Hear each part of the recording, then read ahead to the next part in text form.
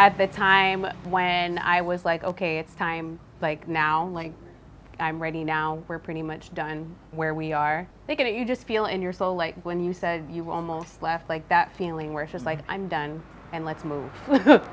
Was 2020. And of course, everyone knows 2020, COVID. But for us, it was a lot of gun violence, a lot of racism in the US, and just an all around, like a doom, like the mental, it was just bad. It was heavy. It was Everything very was heavy and heavy bad spirit in the US. And there was no feeling of freedom. And I didn't want to raise my children in that. So I was like, and we already knew we were doing what we planned on doing, but I was just like, we need to, I'm ready. It made us. The decision was easier. Correct. How are you enjoying Ghana? It's very comfortable. Very comfortable. What do you like most here in Ghana? Food. Food. What's your favorite food? I really can't pick one. Let me ask you this. Will you love to go back to US? To visit my other family members, But not yes. to stay. But not to stay, no. People were telling us that. People we love, people who love us, were saying, well, why don't you let them stay a little longer? But In the US. in the US. Yeah. But stay for what? What are they going to stay there for? For more school shootings? For more, what do they call them? What are the drills you guys have to do in school? Fire drills. No, the drills.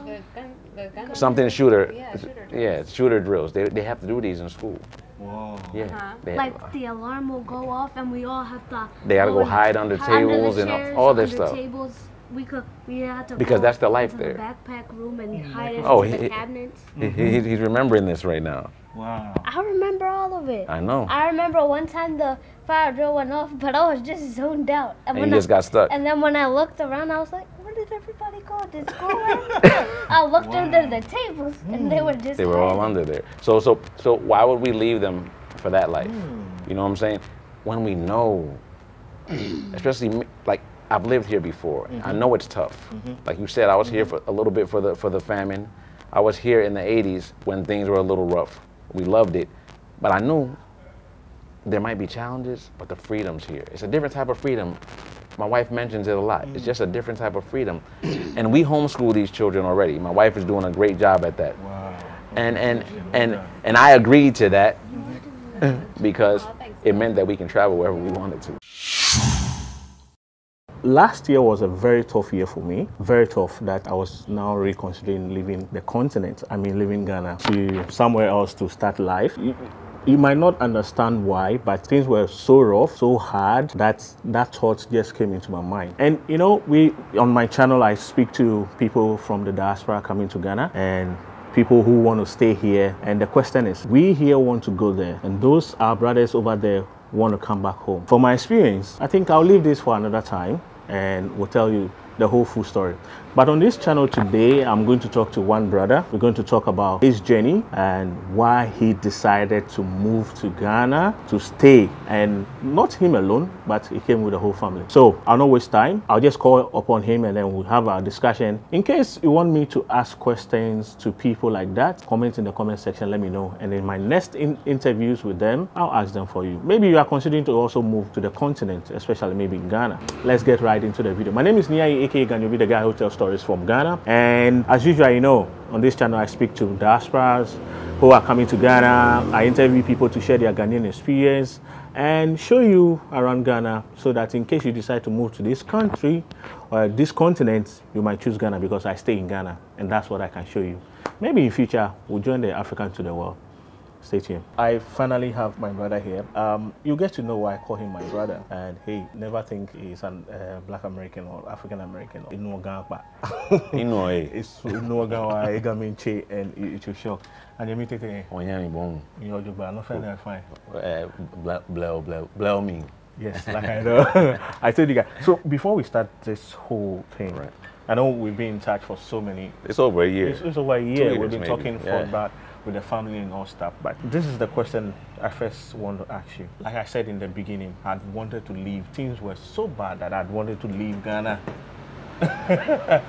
But for some reasons, I still choose to stay. You get it? Now, let me know, why are people coming here? Why are you guys like deciding to come to Ghana? Yes, still we have other people moving. Okay. What is in Ghana? So I can speak from my perspective. Yes, yes. But I can also speak generally, where if the life you're living isn't suitable enough for you, if you're miserable, you always want something new. For some people, even if the life is good, they think the grass is greener. On the other side. For black people, people of color, in the US, maybe the UK, even Australia, there's a history of certain things that causes trauma, you know? And when you can't identify, like you really don't have an identity when you're out there. You're black. You're only a color. Recently, when I say recently, maybe the past few decades, they'll tell you, you'll learn that, hey, I'm African. Some people still fight that they're not African, but that's a whole nother story. Wow. Yeah, but so if you can make relationships and like, yo, we have the continent, then people like you start showing that we're not a bunch of jungle bunnies out there and monkeys hopping on trees, and we don't live in huts. And huts ain't bad, because we were talking before, huts are cool. Like, you don't have to be hot inside a hut. But when you realize that that's not what you are, and your history consists of people who invented things, but invented it before they came to what they call America. We had a life on the continent before anybody else came here, and we were thriving before anyone else came here. So that alone makes people in general want to come here. Now, for me and my family, I was born in the US. Okay, yeah. I was blessed enough to have parents who were both from Ghana and pretty much stayed around Ghanaians, but didn't keep me away from the other people around us. I was raised eating fufu. Whoa. When I was 2, 3 years old, that as far as I can remember, peanut butter soup was my favorite, or what we call groundnuts. Groundnut soup. Oh, no, all those things. I wasn't able to eat palm nut soup back then because they didn't have the cans of the processed. So it was groundnut soup, light soup. My favorite. Wow. I ate fufu. I don't eat fufu now, but I ate fufu because that's what Ghanaians eat, you know? Exactly. So these are the things I ate. Palava sauce. It wasn't the same as we eat over here, but they brought those things with them when they came to the United States. So I grew up eating that. I know, luckily for me, I know that I'm Ghanaian. That's a bit of a difference between most of our brothers and sisters out there. They don't know exactly where they're from. You know, I have this fear that I always tell people that Africans relocating to Europe, saying they're giving birth to children to start a new generation, I fear for them because most of them are going to lose the Ghanaian, the African life way and history. It's easy. And most of them might not know where they are coming from. A lot of them there might not love to come back to Africa. Up until recently, that was the majority. Like people, why am I going to Africa? They have no connections, or they heard from their parents how horrible things were and the reasons they had to leave, you know? Yeah. So why would I want to go back to that? But for you, in your situation, you were fortunate enough to grow up with the Ghanaian culture and food and discipline and all that. In our house, it's just like we have community here. Whenever a new person was coming to the state, they came and lived in our house. Wow. So I just kept having different Ghanaian people coming into the house. I had uncles and aunties every week, different ones. Wow. You know? So that's how I grew up.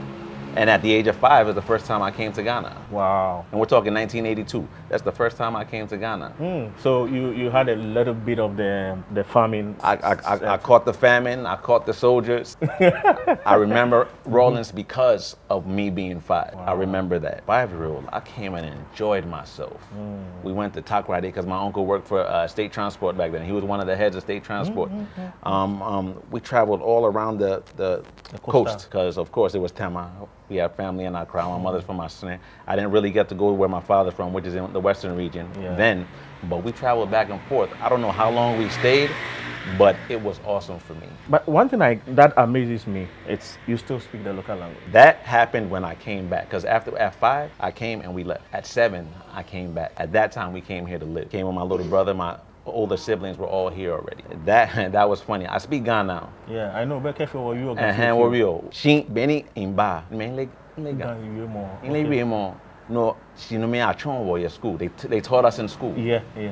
Back then, they would teach the Ghana language. And I learned it, but I was afraid to speak it at home because I didn't want anybody to laugh at me. Wow. But I was getting 100 in school. So they were wondering, you're doing well in school. I think that was one of the only subjects I was doing well in. Because you know, in Ghana, we do the positions. Yes. You know, first, second, Yeah, third. and there'd be like 30 people in the class. And when I first started, I'd be like 26, 27, 28.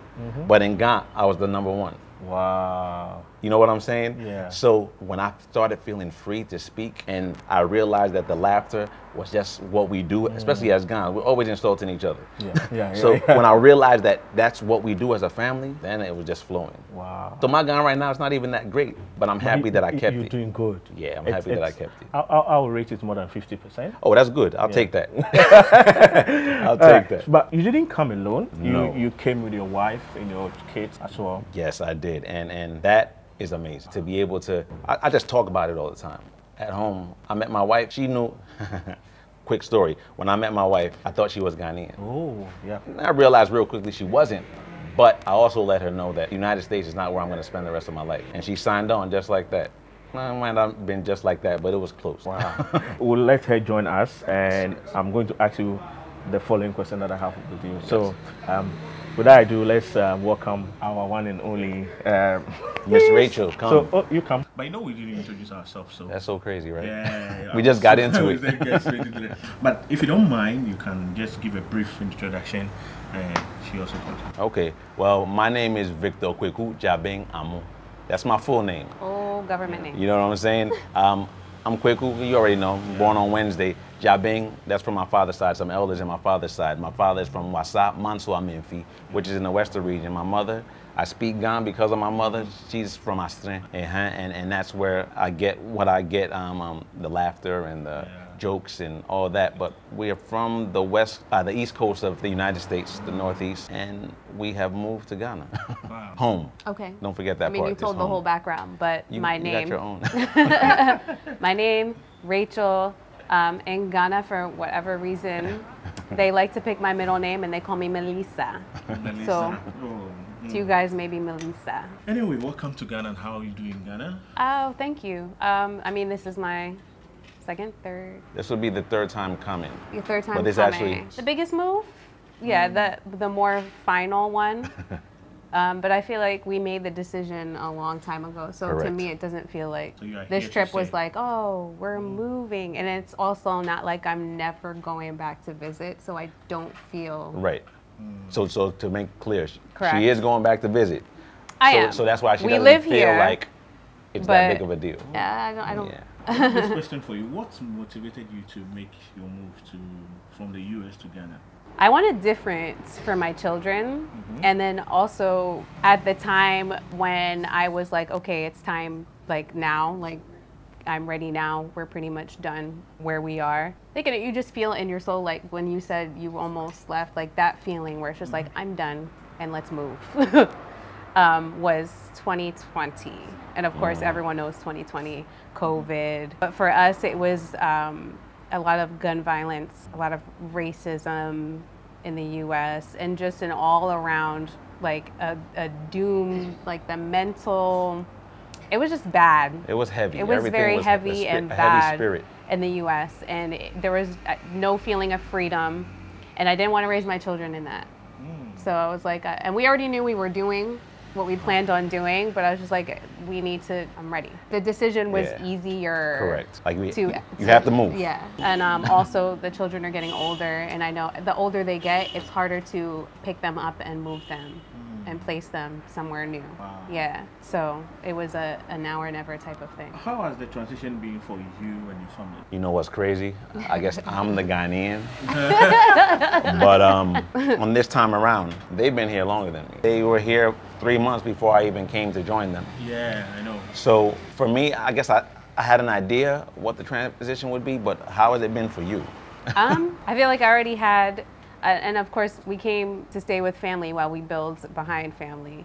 So the landing was not, we didn't come here to, be strangers and stay somewhere all by ourselves. So the landing is soft. we have family, we have a village to help us. We're not by ourselves. So Helps a lot. it helps a lot. And also it's not like strangers, it's family. The same people that we knew back in the US are also here.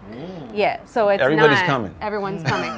You know, we're building, actually, not to speed up the story, but my parents are also building. My sister is building. So it's a family move. It's just kind of like we went first. You stole them, wasn't it? Yes. This is my prayer, and it's happening. So the transition for us, it hasn't been, you know, socially, we're still acclimating, like finding our social life, because I'm socially selective, so it's a little tough for me. We will come to that. Yeah. I want to ask why. You know, a lot of people who come to Ghana, oh, I'm coming to Accra and stuff. But you guys decided not to stay in Accra and stay far away from Accra. What's the secret? I guess our lifestyle? Yeah, we don't live a life that I used to, but we like peace. Yeah. We eat differently. Yeah. It's hard to More eat the way we plant-based. want to eat. Yeah.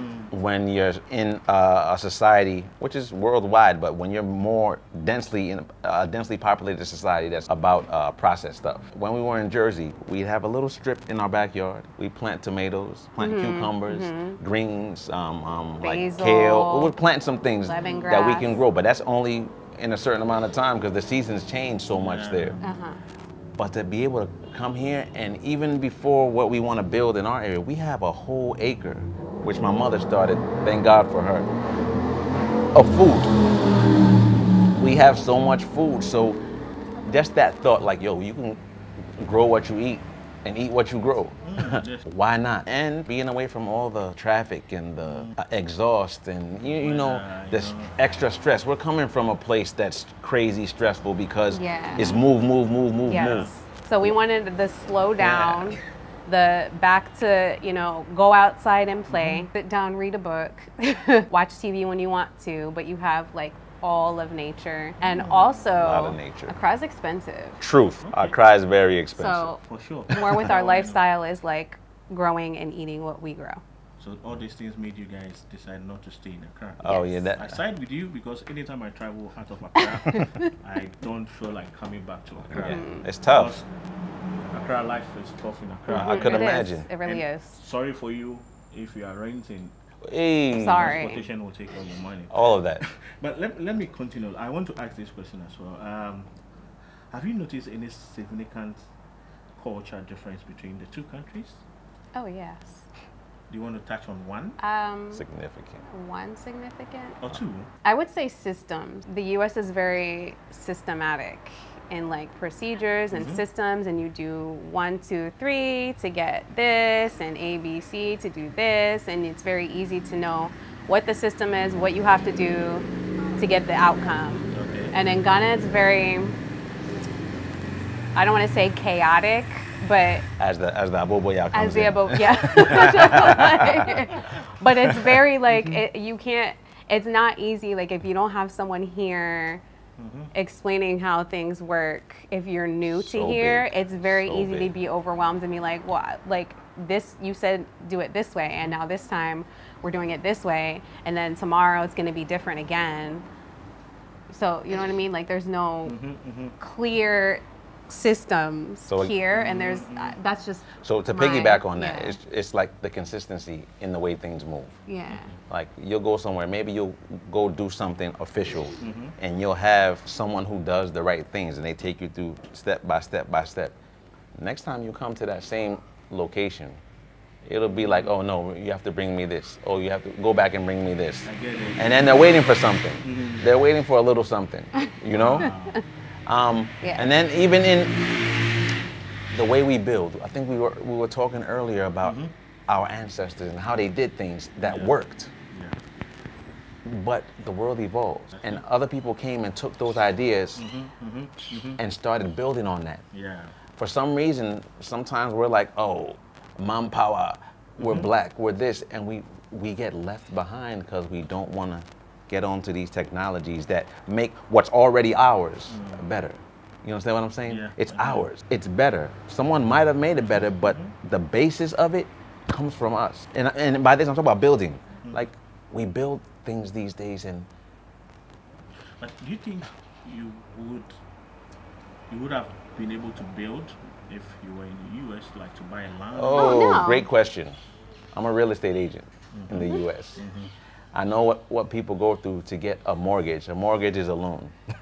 To go through to get a mortgage to own a house. If you're getting a loan from somebody, the house is there until you pay it off. And depending on how long we get 15 years, which they recommend you do, but majority people are taking 30 years to pay for a home. So those 30 years you're paying monthly for, what's that? That's a lot of months. You know what I'm saying? That's a lot of months. So you're doing that for that long, and maybe the house will be yours. And you have an interest, so that $300,000 home, by the time you're done paying, you probably pay like $450,000 or $500,000 for that house. Yeah. 500,000. So pretty much your whole life, you just pay Right, for your and you're just paying for that. Yeah. And then there are more things that go into that, but even after you've done that, if you forget to pay your taxes, they'll take it from you. So being able to come here and purchase land, whether it's be on a lease term or however we do it in Ghana, it's yours. Yeah, grateful. You're building, you're doing what you want to do. You can build a 1-bedroom with no toilet and you toilet outside. It's yours. No one worries you. It's no yours. disturbances, like Yeah. It's yours. Of course, even in there, there's some like there's some things that happen where you own it, but you got to worry about land guard and all this stuff. But apart, this is yours. We don't have that to easily access. You got somebody drive. This Abubu guy right now. He probably has a plot of land somewhere. Of course. Maybe more. I'm saying a plot. He probably has more than we do right now. Yeah. You know. Yeah, I know. And he's just working to build on it. And Exactly. and in 5 years he'll have a 4-bedroom something. You know, that possibility.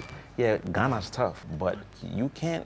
It's tough to just go buy land that's barren out in the United States. I would also say community, because in the U.S. is very much your head's down, you go to work, you come home, It's all about self. you make dinner, your kids go to school, you go to work. It's like over and over and over again, and maybe you don't even speak to anybody in your office. You don't speak while you're walking down the street. Everyone's just like, boop. On the move. Yes. That's it. But here, you wake up in the morning, good morning, right? Like before you even brush your teeth, like For real. everyone is talking You know to when you. you say good morning, you know what came in mind?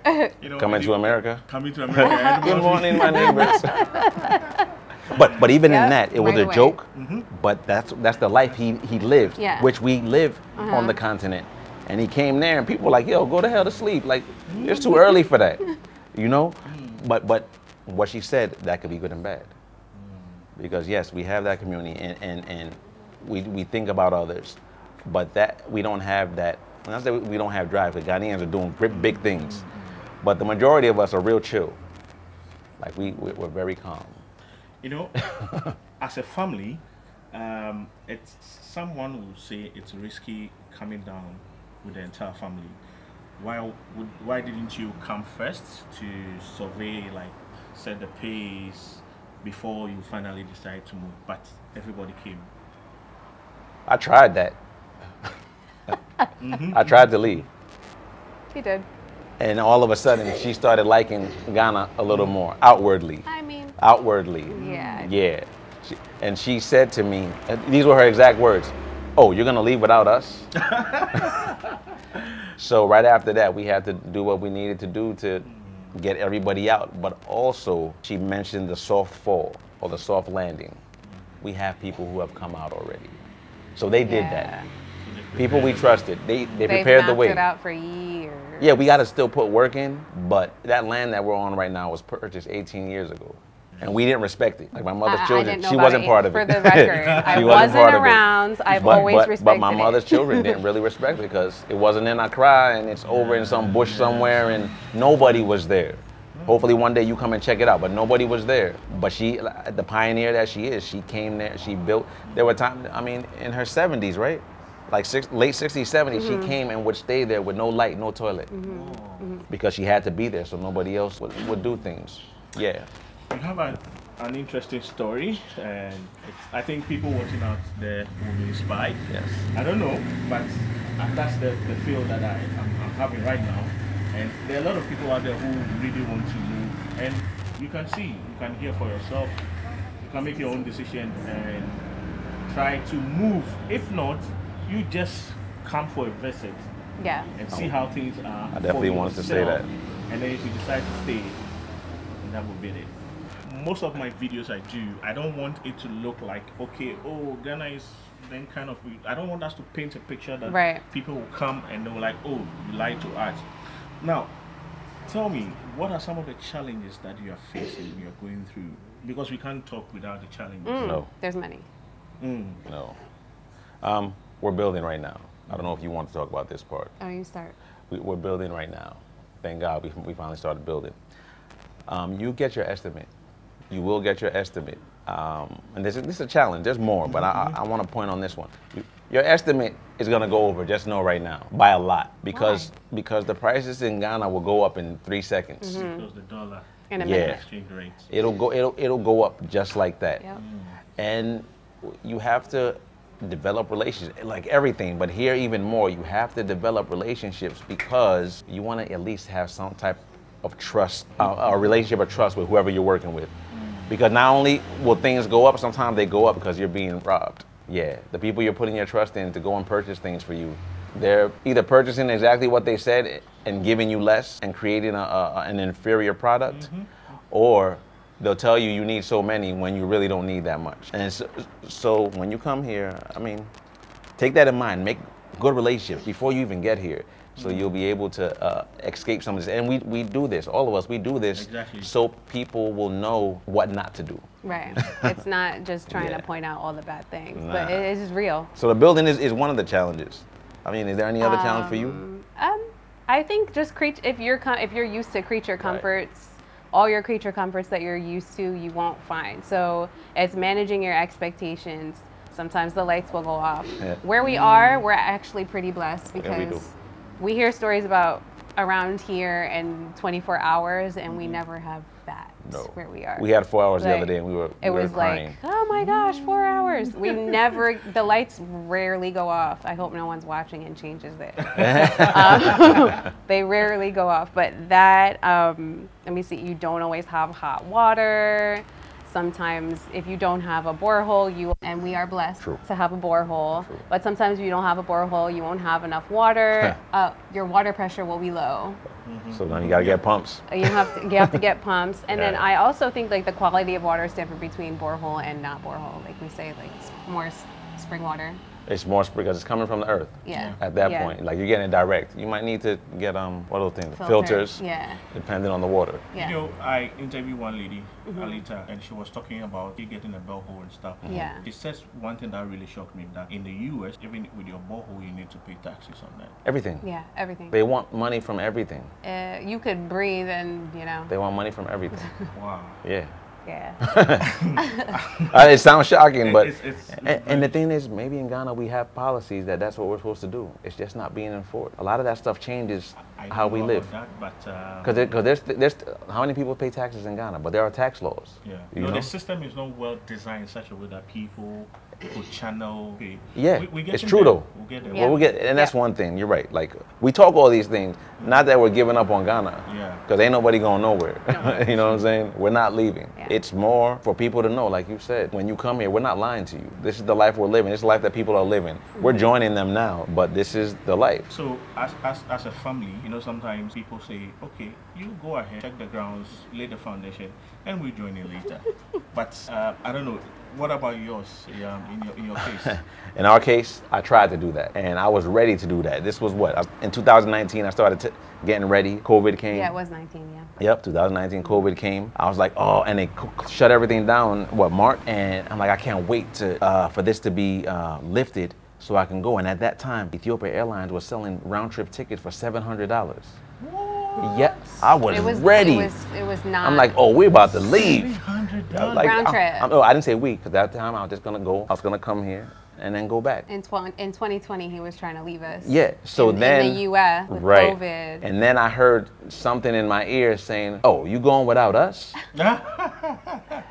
And that's when we realized that we had to get more funds because we were all leaving. But was it difficult for you to move? Like, as in, did you mentally struggle?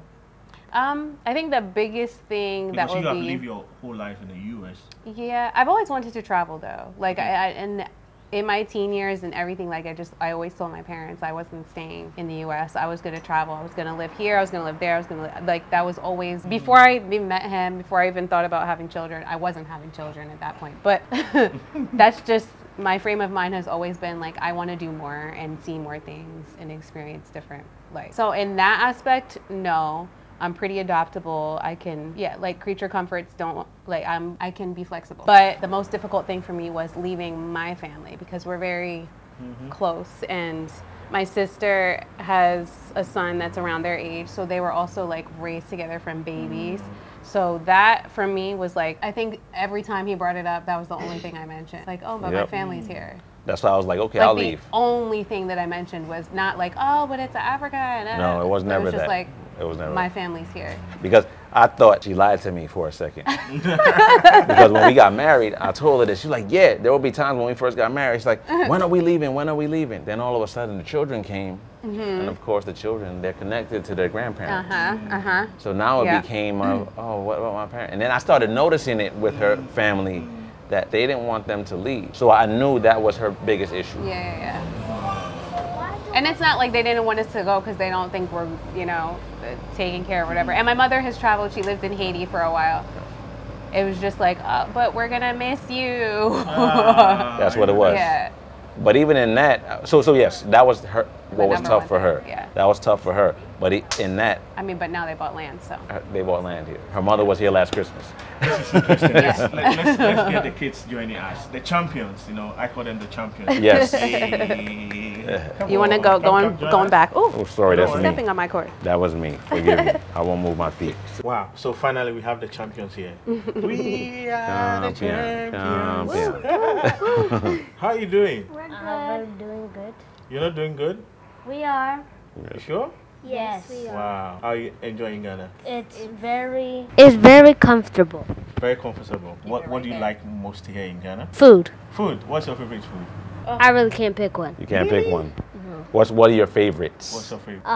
Wache, Okay. fufu, and omelette soup, Wow. Definitely. and abom. Abom. Oh, Yeah. nice. That's Yeah. three. Have you tried beans and Yes. fried plantain? Yes. Love it. I don't like fried plantain. Yeah, he doesn't eat. You don't like fried plantain? I only like the unripe plantain. Oh, okay. That's why he likes abom. That's why you like abom. Abom is very nice. Even I ate some before coming here. We- Don't worry, next time That's I'll what take we you to miss my when we come favorite to our place. crowd. Yeah, we I'll jealous take you there. right now. Love it. Okay. All right. But you didn't mention your name. My name is Solomon Niiayikojo Amu. Wow. Do you know my name is Nia E too? Right. Yep. All right. Okay. Is that really true that your name is Niai? Of course, that's the name on the channel. That's how my channel is called Nia E. You thought it was fake? Oh, okay. That's his name. You think just That's yeah. my name. I got confused a little. No, Yeah. Okay. Yes. Remember when we met, we did some mini photo shoots the last time we met? At Oceanic, At remember? Ah. Yeah. And he came and we took. You remember? Oh yes. But Well, then now he's going into the whole reason we were in Ghana. I mean Wait, Accra. no. What's up, big boy? Then the person said we couldn't take pictures there. Yeah. That happened that's that day. True. This Yes. was me by Yes. Yes. But we had some good pictures. Thank you very much. Those pictures were awesome. Thank you. Now, let me talk to your sister. My name is Amora Nakole Armu. Wow. You speak Ghana? Not really. Small. Few. Yeah. And how are you feeling here in Ghana? What's the feeling like? It's weird It's weird. Okay. because I grew up in America all my life, and then I came to move here when I'm 12. It's just an adjustment. Okay. But do you like it here? Do you think you would love to stay here? Yes, Why would you love to stay here? because it's a nice place to stay. The food is great. The way it looks is great. My family's here, so that's a plus. Yes. And that's great. Yes. That is great. So let me ask you this. Will you love to go back to US? To visit my other family members, But not to yes. stay. But not to stay, no. Let me think about What about you? that one for Okay. maybe a little 10 minutes. All right, so let me talk to you. Can give it to your mom. Let me ask you that. Okay. So you've been here, as I was saying, like, why? What was the plan, including the children in this journey? Because for them, they are kids, and you know, people like, okay, why don't you leave them there, let them grow a bit before bringing him back and stuff. People were telling us that. People we love, people who love us, were saying, well, why don't you let them stay a little longer? But In the U.S. In the U.S. Yeah. But stay for what? What are they going to stay there for? For more school shootings? For more, what do they call them? What are the drills you guys have to do in school? Fire drills. No, the drills. The gun Something shooter. Yeah, shooter drills. Yeah, shooter drills. They have to do these in school. Wow. Yeah. They, Like the alarm will go off and we all have to. they got to go hide under tables and chairs, all this under stuff. Tables. We had to Because go that's the life into there. The backpack room and hide Oh, into the he- cabinets. He's remembering this right now. Wow. I remember all of it. I know. I remember one time the fire drill went off, but I was just zoned out. And you when just got stuck. And then when I looked around, I was like, "Where did everybody go? Did school end?" I looked under the tables, and they were just. They were all hiding. under there. So why would we leave them for that life? You know what I'm saying? When we know, especially like I've lived here before. I know it's tough. Like you said, I was here for a little bit for the famine.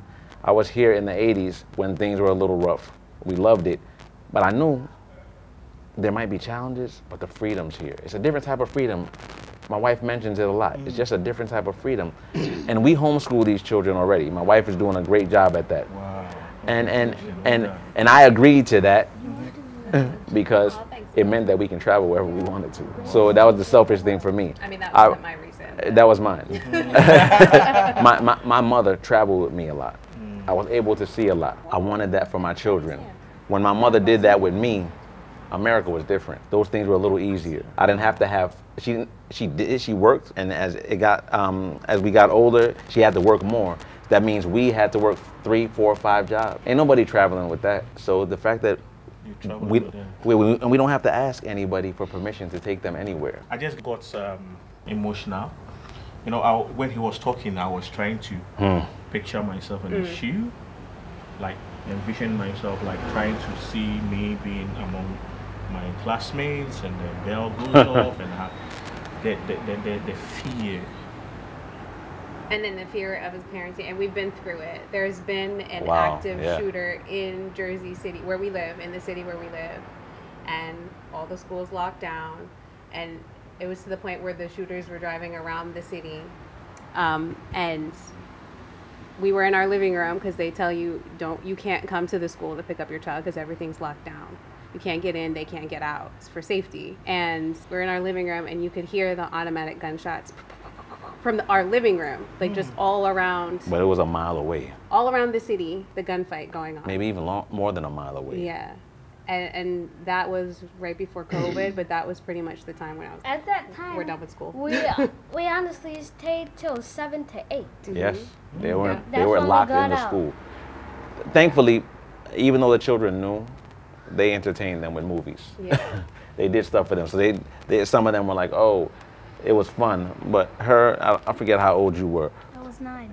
She felt fear. So Not what you're for me, saying for you for guys. us, because we were out there. You know what I'm saying? We were outside. You know, We were outside.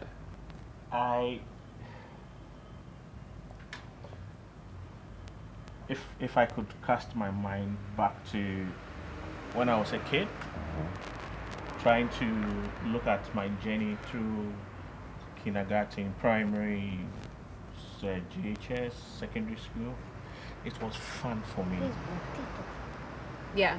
There wasn't anything like fear, because anytime I woke up early in the morning, I think about my friends. Yep. We have to play. Or Yep. because of that, I have to be in a hurry to. Yep. And I Fun don't like time. staying in the house. And looking at what I got, comparing to this little chum's story they are sharing, I'm getting very emotional. Yeah.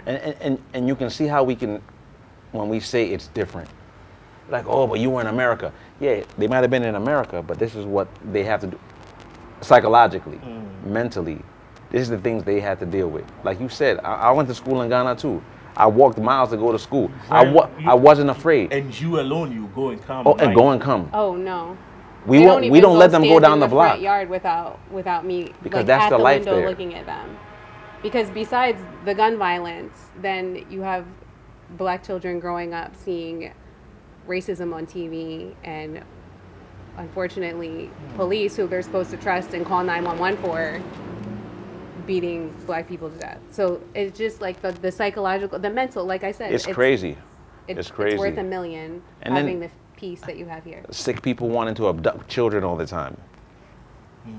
You know, like it's quick.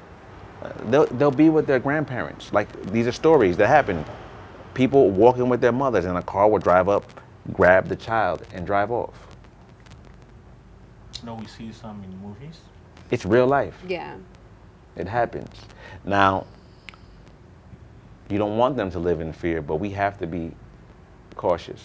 Wise. We have to. Yeah. Like, we love these children. We love our youth. I mean, why? Why would I just, I remember when we were younger, I would send my siblings, and they were around her age, to go to the store and get me something. I'm a parent now, and I think about that. I won't send her anywhere. I will not. Wow. We're trying to loosen up now that we're here. Now we're here, we feel a little freer, A little bit. but no, I'm not. It's a learned behavior. And so we're conditioned yeah. to keep them close. I want to say this: if you're a Ghanaian, if you're an African watching us, Charlie, we are blessed. The fact that the system is not working, the things that we wait Yep. for, We're gonna but fix for our that. freedom. I know one day We're gonna fix it. someone once commented under one of my videos that do I believe in this African dream? Do I think one day Africa will be liberated and free and all that? I say yes, it can. It's a start from you and I. Let's continue pushing. Let's continue talking about it. And maybe it might not happen in our generation, but definitely a generation will come that things will be better. True. And I thank you so much for sharing your experience with me. We thank you. Thank you didn't for know having it us. would We definitely thank you. I didn't know it will end up for me being such. It happens. Serious, it has shocked me to Yeah. my core. Yeah. And my final question, let me ask you this. Yes. You started coming since 2020, right? 21. 21. 21 March. is when they lifted. They lifted at the end of 2020, ban, and we came. Yeah, we came. This year. In all your life, spending holidays here and whatever, have you ever come in contact with the police? Here? Yes. Yes. How was the feeling like as compared to if you come into contact with the police in the U.S.? I think I have PTSD from police in the U.S. Not like because I've had Always feet. specific horrible experiences myself. Like they that. haven't been all pleasant, but just knowing what the police are there, like when they first stopped us here, like you get That the kind of heart palpitations, and then after the first few times, you calm down a little bit. So it's not as I still have the lingering. Yeah, I I'm know. about Like, to say, oh no, Carry like some I don't experience. like Yeah. the police, but I realized like people here are not even phased a little bit the way that we are. They don't. It's. Like, I'm it's- saying it a lot, but it's different. Yeah. We don't feel the same. No, We so don't feel the same. yeah, it's different. You want to say something? We realized something that the police hate. Okay. The camera. Whenever you get out the phone, turn on the camera, they'll just say, okay, you can go, you can go. Oh, interesting. Yeah, he pays attention. That's a smart kid. Yeah, he pays attention. Bless. Yeah. Thank you so much. I Thank don't you. know. All the questions are gone. Maybe we'll find another time and then we continue from there. Thank you so much for watching. Thank you. Guys, I love you so much. I always tell you that this channel wouldn't be the channel you see now if not for you guys.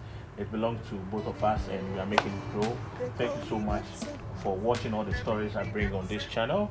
And thank you for your comments, encouragement, support and love. I love you guys so much. Thank you so much.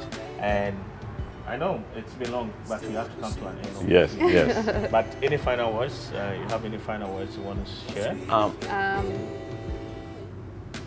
I think that's it. Well, I do have something. Okay, go ahead. We do have a YouTube channel. Yes. You can catch us on Amu Weku Journey. Weku means family in Ghana. We also have a IG where you can find us. That's at Amu Weku. That's WEKU, and with our last name. We have a, what's the website? Oh, it's just www.armaweku.com. And you can find we do have products. Yeah, and we're also, I know it's long, but we're supporting schools in Ghana too. So we have GoFundMe. So just go to all those links, find out more. Okay, so I'll do my best to put all the information in the description box below. And please come visit Ghana. Come visit Ghana. Experience it for yourself. It's the best place to be. Come again? It's the best place to be. Amen. In the whole entire world. That's what's up. That's what's up. Interesting. You heard him. King See, Solomon. If the kid is telling you this, Yeah. I don't know what you are waiting for. Please subscribe to that channel and show them some love. And I hope you are welcoming in case people want to get in touch with you. Please. Oh, yes. Please. Yes. Please. Yes. You can see I like to talk, so. Wow. So, I'll see you guys on my next episode. My name is Niiayi, aka Can You Be, like a hotel story from Ghana. Until then, I see you on my next episode. Peace out.